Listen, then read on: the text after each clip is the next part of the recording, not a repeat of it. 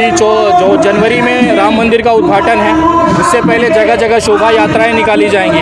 अभी आपको मैं जो चीज़ बताने जा रहा हूँ ये भविष्य में होने वाली चीज़ें हैं। आप समय के साथ उसको बर्दाश्त करेंगे, देखेंगे। बार बार जैसे राम मंदिर के उद्घाटन को लेकर एक भव्य जश्न मनाया जाएगा।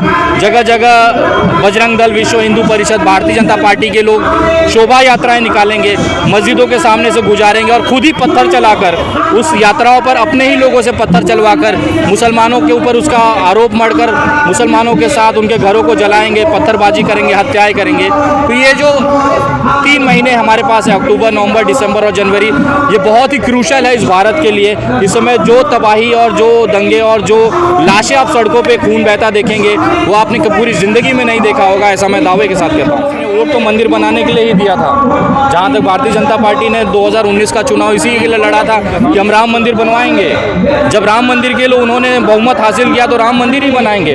जब मैं वोट देने मेरे विधायक मेरे पास आएगा तो मैं उसको पूछूंगा मेरी सड़कें कब बनेंगी, मेरी शिक्षा के लिए क्या व्यवस्थाएं हैं, मेरे बच्चों के लिए अस्पताल कहाँ बनेगा।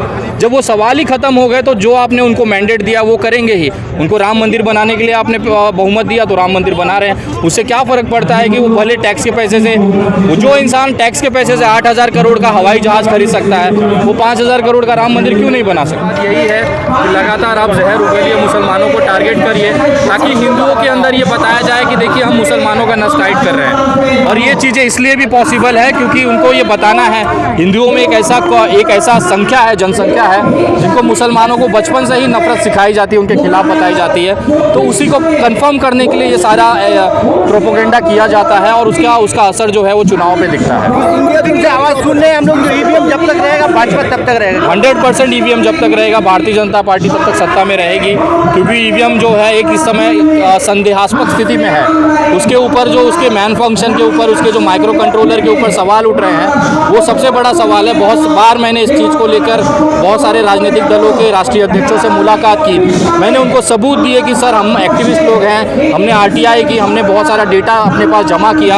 आप इसके आधार पर सुप्रीम कोर्ट में जनहित याचिका लगाइए, सड़कों पर उतारिए लोगों को। ये जो सबूत हैं, मैं अफवाहें या फिर शंका की बात नहीं कर रहा, मैं एविडेंस की बात कर रहा हूँ। वो एविडेंसेस को आप जनता तक पहुँचाइए और उसके बाद शायद जनता जागरूक होकर अपने अधिकारियों के लिए सड़क पे आएगी।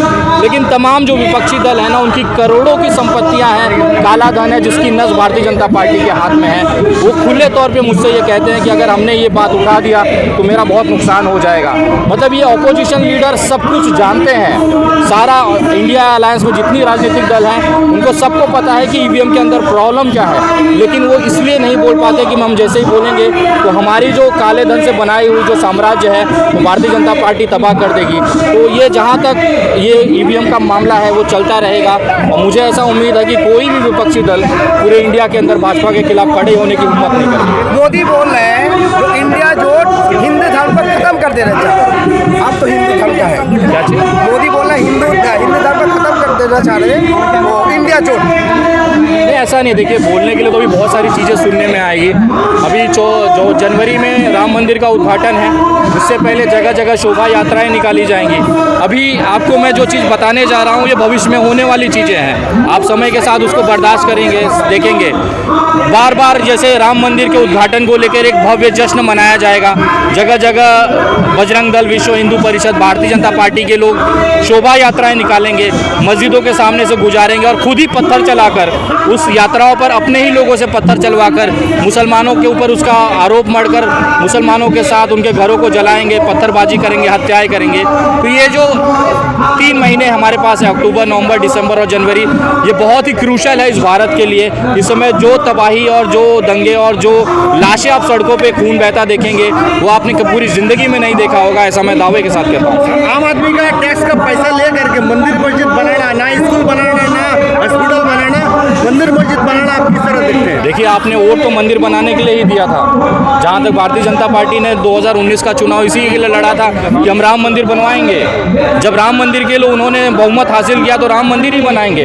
जब मैं वोट देने मेरे विधायक मेरे पास आएगा तो मैं उसको पूछूंगा मेरी सड़कें कब बनेंगी, मेरी शिक्षा के लिए क्या व्यवस्थाएं हैं, मेरे बच्चों के लिए अस्पताल कहाँ बनेगा। जब वो सवाल ही खत्म हो गए तो जो आपने उनको मैंडेट दिया वो करेंगे ही। उनको राम मंदिर बनाने के लिए आपने बहुमत दिया तो राम मंदिर बना रहे हैं। उससे क्या फ़र्क पड़ता है कि वो भले टैक्स के पैसे से, जो इंसान मुसलमान टैक्स के पैसे से 8,000 करोड़ का हवाई जहाज खरीद सकता है, वो 5,000 करोड़ का राम मंदिर क्यों नहीं बना सकता है? असम में एनआरसी हुआ, कुछ आदमी जो लीगल है वो बाहर चले गया, जो लीगल नहीं है वो अंदर आया। अब भाजपा के सरकार और भाजपा के आदमी ने कह रहा है कि सारा इंडिया में अब एनआरसी लागू करना चाहिए। देखिए, जब चुनाव आता है उनका झुंझुना चालू होता है। 2018 में भी CNRC को लेकर उन्होंने शुरुआत किया, बिल पास किया, लेकिन अभी तक कुछ ऐसी एक्टिविटी नहीं हो रही है। जब चुनाव आता है तो मुसलमानों को नस टाइट करना और हिंदुओं को खुश करने के लिए कि जितने भी मुसलमान हैं उनको हम देश के बाहर निकाल देंगे, ज़बरदस्ती जेलों में ठूस देंगे। उनके बाप का राज नहीं है, संविधान से चलता है देश। अभी हम संयम से बैठे हुए हैं कि हमारे लोगों पर आँच नहीं आनी चाहिए। आप संसद भवन में एक दूसरे को गाली दे दीजिए, आपस में पटक के एक दूसरे को माँ बहन कर लीजिए, हमें कोई दिक्कत नहीं। आप अब लोग नेता लोग हैं, आप करेंगे ही। सुबह लड़ाई करते हैं, शाम को मैंने जैसे अभी उत्तर प्रदेश विधानसभा में देखा था कि अखिलेश यादव जी और योगी आदित्यनाथ के बाप को लेकर झगड़ा चल रहा था कि तुम अपने बाप की अर्थी उठाने नहीं गए। तो अखिलेश यादव ने भी, योगी जी ने भी कह दिया कि तुम कौन से अपने बाप के सगे हो। और ठीक उसी दिन विधानसभा अध्यक्ष ने अपने घर में रात्रि भोज रखा और अखिलेश यादव और योगी आदित्यनाथ दोनों एक ही टेबल पर बैठ के खाना खा रहे हैं। तो ये राजनीतिक लोग हैं सर, इनकी बातों में अगर आप आएंगे तो आप इसी तरह से भटकते रहेंगे। भाजपा के उपदेष्टा विवेक टिकरवाल ने जी कहा है कि संविधान को चेंज करना चाहिए, क्या बोल कर सकते हैं। देखिए, उनके पास बहुमत है, लोकसभा, राज्यसभा, लोकल विधानसभा, उसके बाद कानूनी पूरा अमित शाह के पास है, पुलिस प्रशासन, CRBC है, सब उनके पास है। लीगल में भी अधिकतर जो जज हैं उनको फेवर करते हैं। आप नॉर्मल हत्या करके चले जाइए, किसी की मॉब लिंचिंग, आपको तुरंत ज़मीन मिल जाएगा, जमानत मिल जाएगी। और एक मुसलमान ने अगर एक ट्वीट कर दिया भाषा की कहना, उसको तो UAPA लग जाता है। तो कोर्ट में भी तो उनके लोग बैठे हैं, उस तरह के सब मानसिक पीड़ित लोग बैठे हुए हैं। तो उनके पास पूरा ताकत है, वो संसाधन उन्होंने हासिल कर लिया है कि अगर वो आज संविधान बदलना चाहें तो बेशक वो बदल सकते हैं। रंजन गोगोई जी ने राम मंदिर का राय दिया, उसका बाद में उनको राज्यसभा के सदस्य पद दिया गया बीजेपी। देखिए, अब आप हड्डी चूसेंगे उनका तो फ़ायदा तो देगा ही बंदा। उन्होंने उनको फ़ायदा दिया, BJP ने उनको फ़ायदा दिया।